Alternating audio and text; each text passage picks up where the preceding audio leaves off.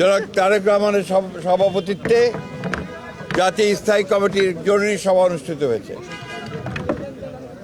এই সভায় জাতীয় স্থায়ী কমিটি ইতিমধ্যেই আমাদের দলের গঠনতন্ত্র অনুযায়ী দলের ভারপ্রাপ্ত চেয়ারম্যান জনাব তারেক রহমান চেয়ারম্যানের দায়িত্ব গ্রহণ করায় সন্তোষ প্রকাশ করেছে আলহামদুলিল্লাহ, এবং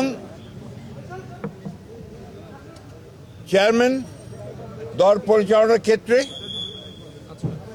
যেন সফল হতে পারেন সেই জন্য সবাই দোয়া করেছে। প্রিয় সাংবাদিক বন্ধুগণ, এর পরের যে সিদ্ধান্ত আমরা নিয়েছি, এই সিদ্ধান্তটি হচ্ছে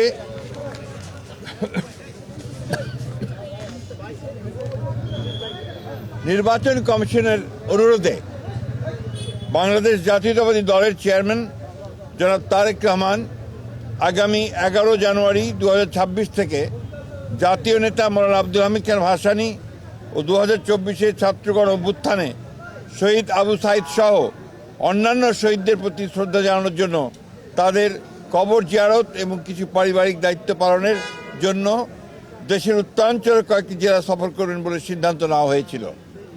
এ ব্যাপারে নির্বাচন কমিশনের অনুরোধে বাংলাদেশ জাতীয়তাবাদী দলের চেয়ারম্যানের এই সফর স্থগিত ঘোষণা করা হয়েছে। আমরা যে আমাদের স্বেচ্ছাসেবক দলের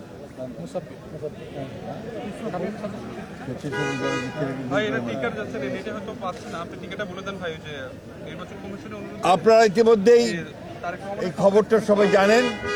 প্লিজ ভাই, প্লিজ, আপনারা সবাই এই খবরটা খুব ভালো করে জানেন যে দেশের যে নির্বাচন আগামী ফেব্রুয়ারি মাসের 12 থেকে অনুষ্ঠিত হতে যাচ্ছে, সেই নির্বাচনকে বিভিন্নভাবে প্রশ্নবিদ্ধ করার জন্য, বানচাল করার জন্য একটা মহল বিভিন্নভাবে চক্রান্ত করছে। তারা ইতিমধ্যেই আপনি জানেন যে উসমান হাদিকে গুলি করে হত্যা করা হয়েছে। একইভাবে বিভিন্ন জায়গায় রাজনৈতিক দলের নেতৃবৃন্দকে, বিশেষ করে বিএনপির অনেক কয়েকজন নেতৃবৃন্দকে গুলি করা হয়েছে এবং তারা শহীদ হয়েছেন। এবং গত কয়েকদিন আগে স্বেচ্ছাসেবক দলের সাবেক সদস্য সচিব দক্ষিণে না উত্তরের সদস্য সচিব, সাবেক সদস্য সচিব মুসাব্বিরকে গুলি করে হত্যা করা হয়েছে।